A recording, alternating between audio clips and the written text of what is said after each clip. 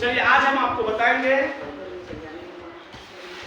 वास्तविक संख्या का 2 अंकीय प्रश्न है, वो भी बहुत महत्वपूर्ण क्वेश्चन जो पूछा गया है अभी तक, उसी टाइप का क्वेश्चन पूछेगा आपसे, भी याद रखिएगा। इसलिए जो टाइप का क्वेश्चन हम बताएंगे उस टाइप का क्वेश्चन पर आप जितना प्रैक्टिस कीजिएगा आपको उतना परीक्षा में आसान होगा बनाने में, है ना। क्योंकि हिसाब एक ऐसा चीज है, जब तक आप प्रैक्टिस नहीं कीजिएगा लगातार आपका नहीं होने वाला है। समझ गए? आप लग रहा है कि हम वो हिसाब जान रहे हैं, उसके बाद भी आप वहां पर बनाने में आपको काफी टाइम लगेगा। और प्रैक्टिस में दिमाग जब लगातार प्रैक्टिस कर लीजिएगा तो वहां पर बनाने में आपको दिमाग का खपत नहीं होगा, खुद ब खुद लगते चला जाएगा। इसलिए जो जो टाइप का क्वेश्चन हम बताएंगे उसी टाइप का क्वेश्चन पूछेगा, एकदम पक्का बता रहे हैं आपको। चलिए पहला क्वेश्चन बताइए जी।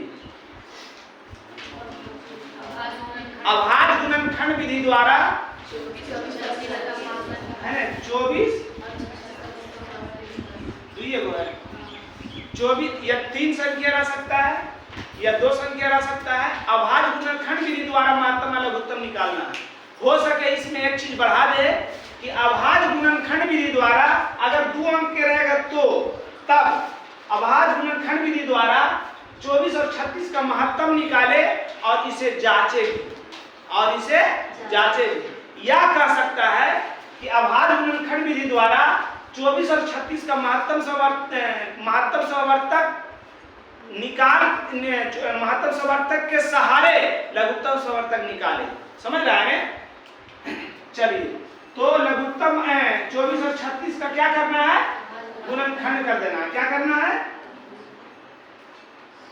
24 2 से 12 2 से 3 से मतलब की आ गया 2 गुना 2 गुना 2 गुना 3 यानी 2 को गो है 3 को गो है। एक वो ऊपर दीजिए या ना दीजिए कोई दिक्कत, यानी दोगे। इसलिए 24 का अभाज्य गुणनखंड लिख दीजिएगा, 24 का अभाज्य गुणनखंड। ठीक, चरण 1 लिख सकते हैं यहाँ, चरण फर्स्ट, चरण सेकेंड कितना है 36, 2 से 3 से 2 गुना 3 गुना यहाँ लिखोगे। इसलिए 36 का अभाज्य गुणनखंड, 36 का अभाज्य गुणनखंड 2 पर पावर कितना? 2 को 2 3 भी को 2। अब निकाल लीजिए। इसलिए 24 और 36 का महत्तम समवर्तक, महत्तम समवर्तक क्या कहता है? जो दोनों में मिले और जिस पर पावर कम रहे, है ना। तो 2 दोनों में मिल रहा है और जिस पर पावर कम, इस पर पावर 3 इस पर पावर 2, तो कम वाला लेना है। ठीक, 3 भी दोनों में मिल रहा है, इस पर पावर 1 इस पर पावर 2, कम वाला लेना है।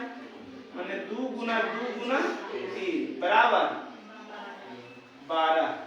इसलिए 24 और 36 का लघुत्तम सवर्तक, लघुत्तम सवर्तक क्या बोलता है बाबू?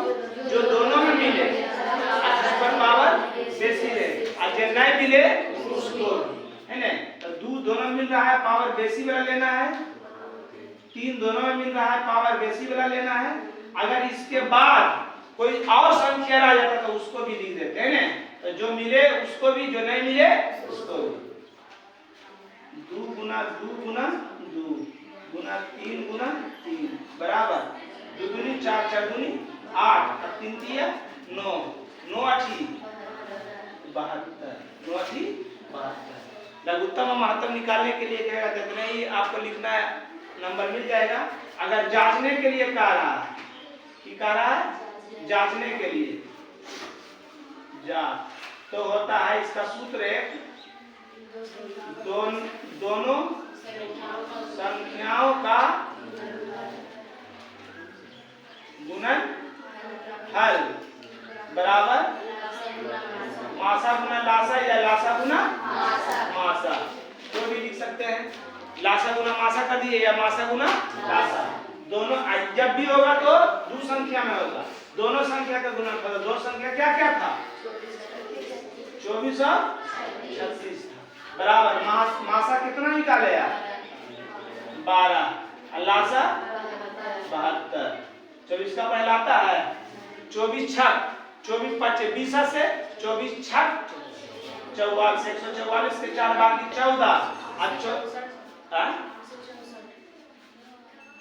अरे यार 24 दिया 72, बाकी कितना था 14, 24 दिया 72 और 10 82, अब 82 और 4 82 4 86 बराबर 12 छक नहीं 12 दूनी बाकी 62 84 62, अब बाकी कितना था सही गुना किए जी, दोनों अगर मिल गया आपका लघुत्तम मात्रम निकाला हुआ बिल्कुल सही है। समझ में आ गया सबको? आप इसी में कहा था कि महत्तम के सहारे लघुत्तम निकालते, तो महत्तम खाली निकाल लेते, लघुत्तम नहीं निकालते। अब दोनों संख्या का गुणनफल महत्तम के सामने दे देते 12, अब गुना लघुत्तम गुना में इशारेगा तो 12, अब काटिएगा 12 दूनी 24 2 36 दूनी 72। समझ गया हमारी बात? सबको समझ में आया? चलिए क्वेश्चन नंबर 2 बताइए, दूसरा टाइप का यूक्लिड विभाजन से 300 और 1245 जीरो कितने हैं 365 और 1245 जीरो का महत्तम निकाले। किससे निकालना है? यूक्लिड विभाजन से। यूक्लिड विभाजन से हम चरणबद्ध तरीका से भी निकाल सकते हैं, कहता है और करना भी चाहिए चरणबद्ध तरीका से, मगर लौजरी से लंबा हो जाने के कारण नहीं कर पाता है। तो क्या करना है, सबसे पहले साइड में निकाल लीजिए 365 और 1245 जीरो है ना, महत्तम निकाले मतलब भागा देना है ना, कितना हो जाएगा दो बार में आए 3 बार में 3 बार करेंगे तो 5 दिया 15 5 बाकी 1 और 6 दिया 18 1 बाकी 1 और 3 दिया 9 1 10 जीरो 14 में से 9 दिया 5 बच गया 1 कटन कुटी कितना बचे उतारे जीरो है ना, 2 बार में 4 बार में जी कितना 14 60 जीरो 4 कटन कुटी।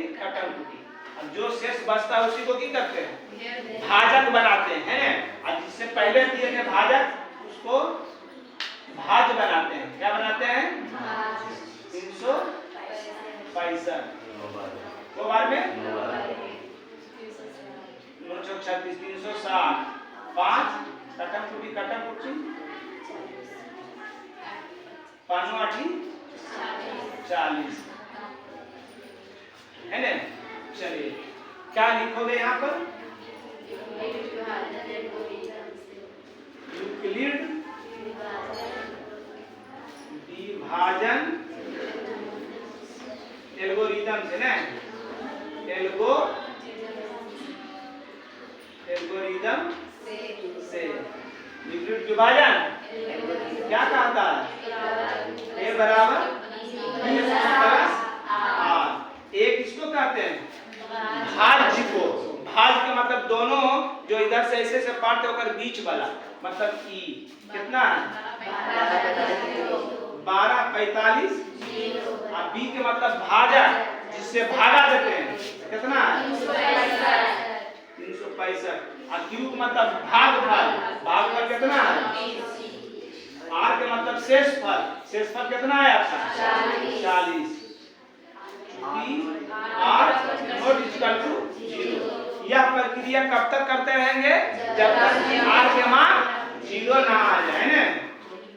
अब अभी केकरा में भागा दिया केकरा से भागा दिया भागफल शेषफल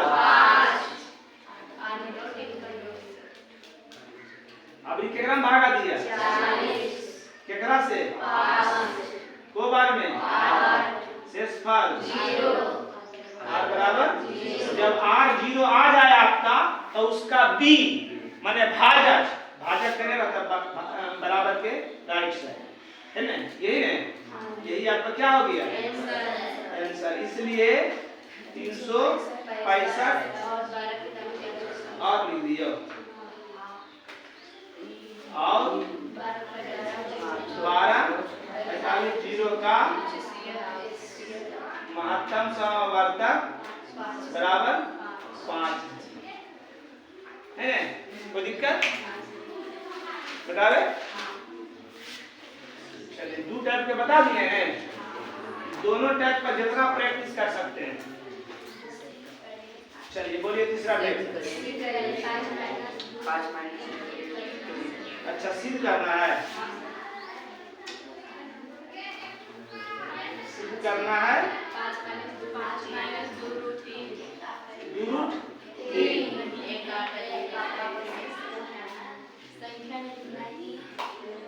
अच्छा आप परिमेय ना है तो परिमेय है तो लिखे है ना।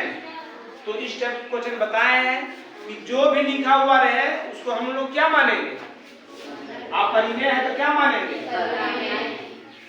यदि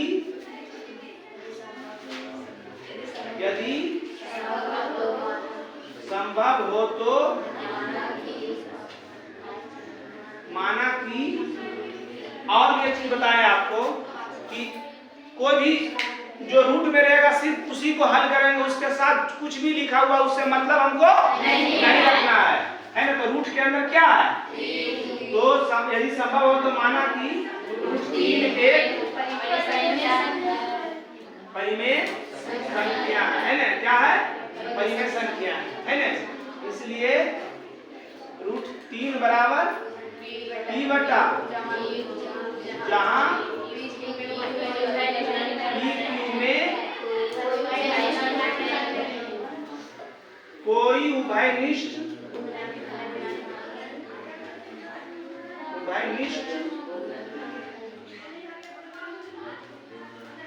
गुणनखंड नहीं है ना, तथा q not equal to 0, q 0 के बराबर नहीं होना चाहिए। हो गया। अब करना क्या है, दोनों ओर बल करने पर, दोनों ओर बल करने पर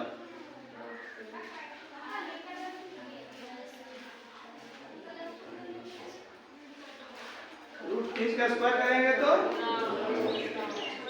p स्क्वायर बटा 9 के वर्गमूल p स्क्वायर बटा q स्क्वायर को 2 पार्ट कर देना है, q गुना बटा माने भागा, इस साइड आएगा तो 3q बराबर p स्क्वायर बटा, ये क्या है, ये क्या है, क्या लिखोगे,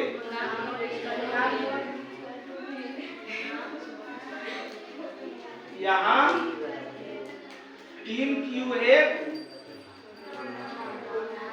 पूर्णांक है तथा p स्क्वायर बटा q एक भिन्न है। इस टाइप में जैसे भी पूछे, खाली रूट 3 पूछ दे, 5 रूट 3 पूछ दे, 5 प्लस रूट 3 पूछ दे, 5 प्लस 2 रूट 3 पूछ दे, 5 माइनस 2 रूट 3 पूछ दे, कुछ भी पूछे खाली रूट के हल करना है, भिन्न है। इसलिए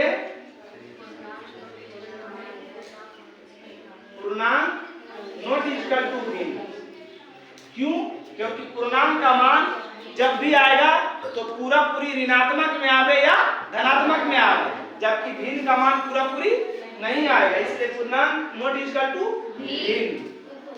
इसलिए 3q not equal to p square बटा q, यहाँ जबकि बराबर नहीं हम की लाए हैं बराबर, तो विरोधन कर रहे हैं, यहाँ विरोधाभास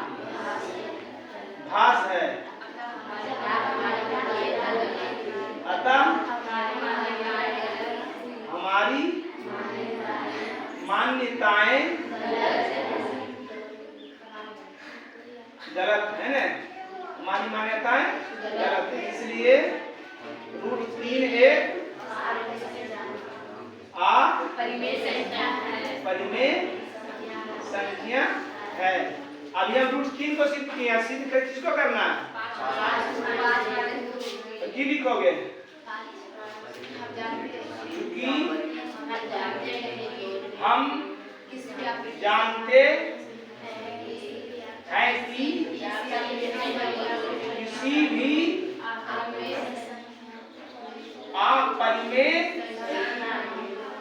अपरिमेय संख्या के साथ परिमेय संख्या को जोड़ने, घटाने, गुणा करने पर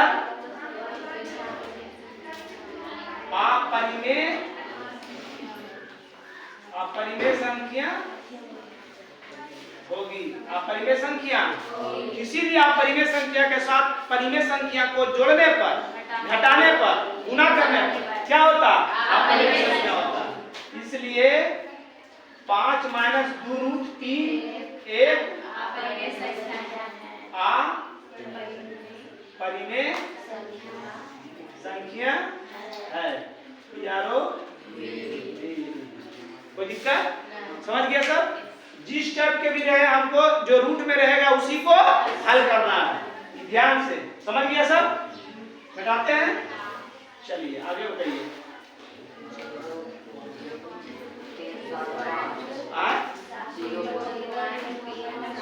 0 कितना? 375 p/q के रूप में लिखे, जहां p और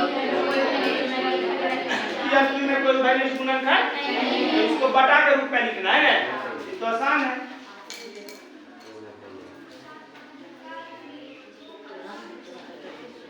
दशमलव घटावे जानते हैं ना जी? दशमलव के जगह पर आयने को अंक है 3 शून्य काट दीजिए, 25 से काटिए, 25 से कम कितना बच गया? 12, 125, 25 बचे, 25 चौका 5 तिया 5 3/8 आ गया p/q। इसी रूप में आ गया, हो गया। बता दे और बोलिए। हम टाइप के चेंज करें जा रहे हैं। 1.8 बराबर कौन सी? अच्छा, मीन के सरलता को मैंने p/q के रूप में लाना है इसको, है ना? तो इसको क्या कहते हैं? रेखिक या आवर्त, है ना? तो क्या करोगे? माना कि x बराबर 1.8 पर आवर्त, है ना? अब आवर्त के मतलब जानते हैं? किसी संख्या पर आवर्त है, इधर देखो रे, किसी संख्या पर आवर्त रहे या रेकरिंग रहे तो समझ जाइए वो संख्या बार बार लिखा हुआ है। बार बार लिखा हुआ तो झंझट को दूर करने के लिए सो जाओ, सो जाने से पूरा हिसाब समझ में आएगा। उदा कहेगा कहाँ गया बराबर है? पगला पगला है, हमारा थ्योरियो गलत कर देते, कहते कि कैसे मचल बाबा दादा, समझ रहा है? आता है यहाँ सोने के लिए। क्या बोले? जिस संख्या पर आवर्त डाला हुआ है समझ जाइए वो संख्या बार बार लिखाया हुआ है। समझ रहा है ना? तो 8 पर आवर्त है, 8 8 8 8 तो समझ रहा है ना? अगर जिस संख्या पर आवर्त है आवर्त को हटाएंगे तो उस संख्या बार बार लिखा जाएगा। अगर कोई भी संख्या बार बार लिखाया हुआ है उस बार बार नहीं लिखने के लिए, उस झंझट को खत्म करने के लिए टूप से उस पर आवर्त डाल दीजिए। जैसी टूप से आवर्त डालिएगा वो संख्या लंबा नहीं लिखाएगा। समझ रहा है? तो x का मान आ गया इतना। अब ध्यान दीजिएगा, जितना अंक पर आवर्त रहेगा उतना 10 एक पर उतना 0 से गुना कर देना। दोनों ओर 10 से गुना करने पर दोनों ओर, इसलिए 10 गुना x बराबर 1.8888 गुना 10। कोई दिक्कत? 10 से कैसे गुना करेंगे? जितना अंक पर, अगर 2 अंक पर आवर्त रहता है तो 100 से गुना करते, 3 अंक पर आवर्त रहता है तो 1000 से गुना करते।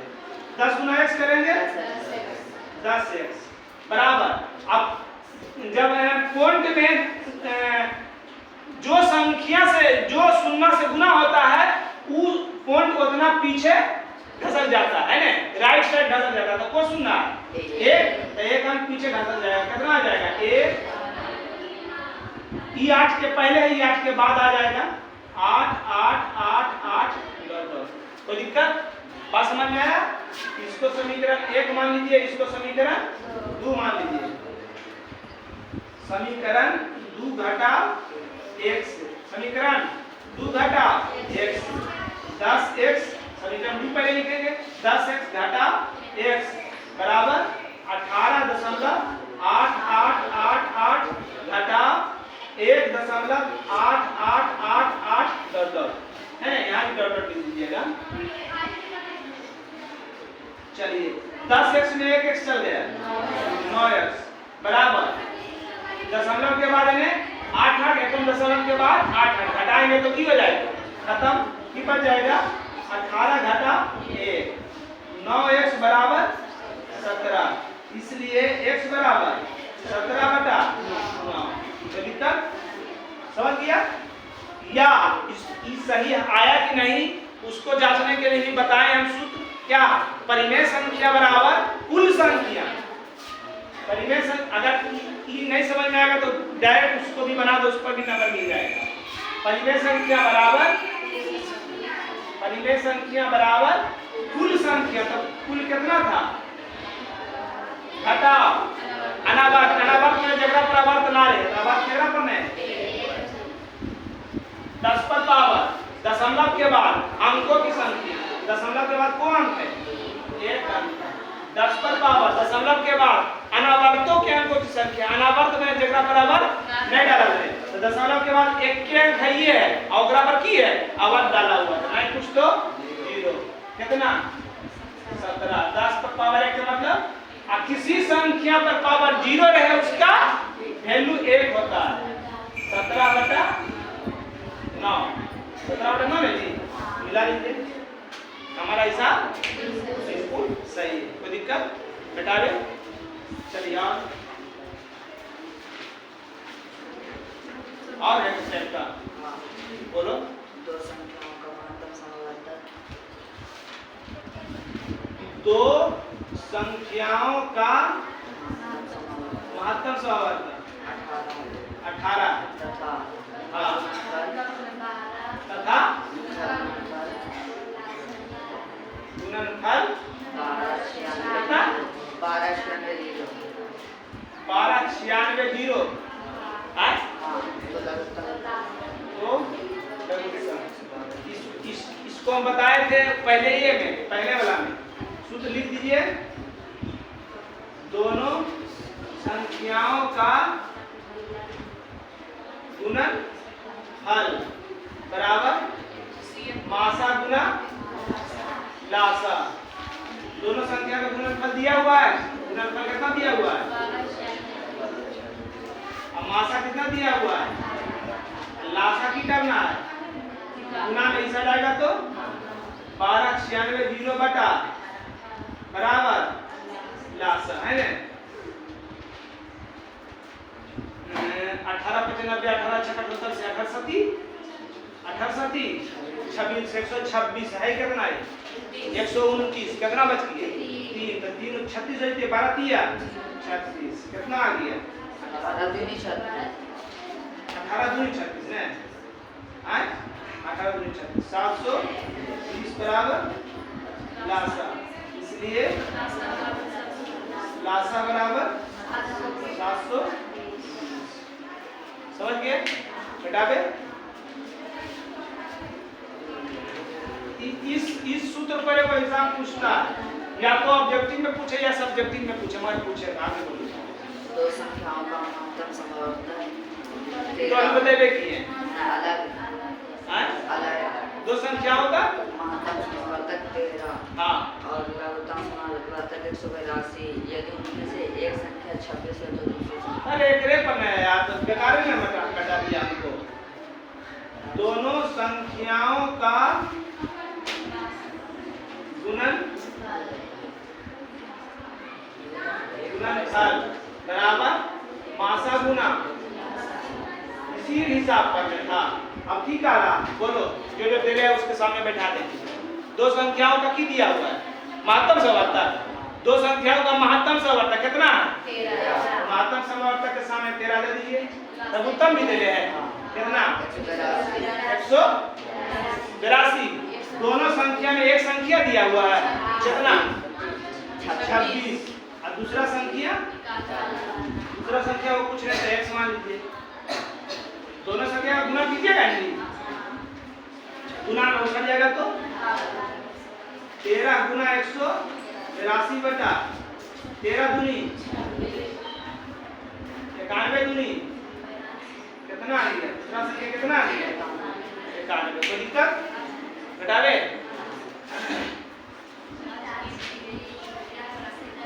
इसको इस टाइप से भी पूछेगा जैसे बात के मानी बोल दे 12 और 18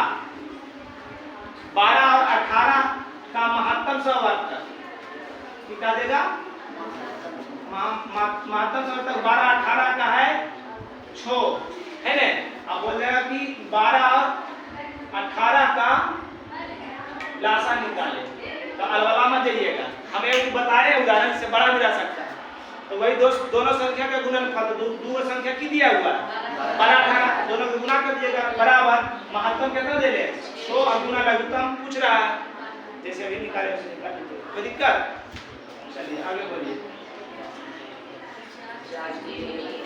आए जांच के लिए क्या जांच कीजिए कि क्या किसी प्राकृतिक संख्या n का मान 0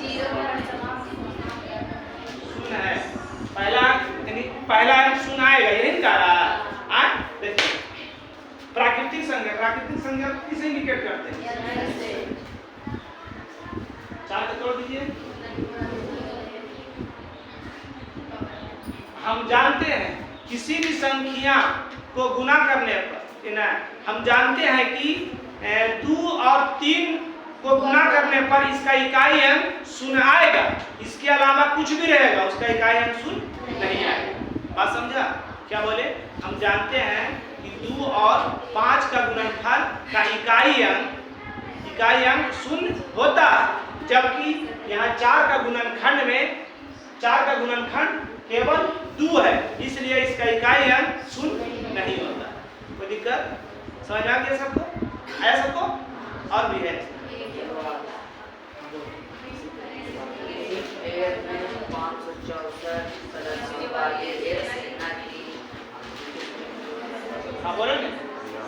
किसी परेड में 564 है 564 सदस्यों वाली एक सेना की टुकड़ी को एक सेना की टुकड़ी को 24 सदस्यों वाली 24 सदस्यों वाली है ना 24 सदस्यों वाली एक आर्मी बैंड के पीछे मार्च करना अच्छा एक आर्मी के बैंड के पीछे मार्च करना है दोनों समूहों में समान संख्या वाले स्तंभों में मार्च करना है हाँ स्तंभों की अधिकतम संख्या क्या थी स्तंभों की अधिकतम संख्या क्या है कहना क्या रहा देखो छोटा रूप में आपको समझा रहे हैं 564 को आर्मी है ना और उसको 24 टुकड़ा में बांटने का रहा 24 टुकड़ा में बांटने का लिए कहा तो को आएगा अधिकतम क्या पूछ रहा है लास्ट में क्या कर रहा है उससे जिस पहले पढ़ी थे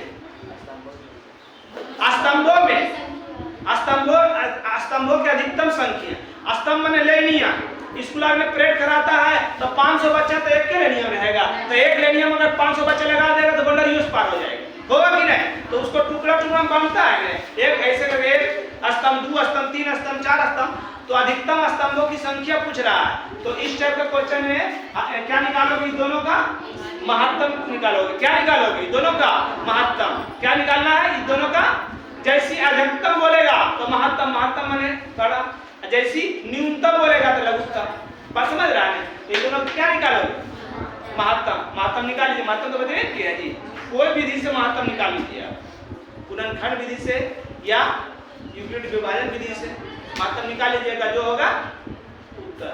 और टाइप है, बस इतने टाइप से पूछेगा भी, इतने टाइप से याद रखिएगा 2 नंबर। अब बच गया ऑब्जेक्टिव, तो हम अगला वीडियो में बताएंगे। तब तक के लिए जय हिंद, जय भारत।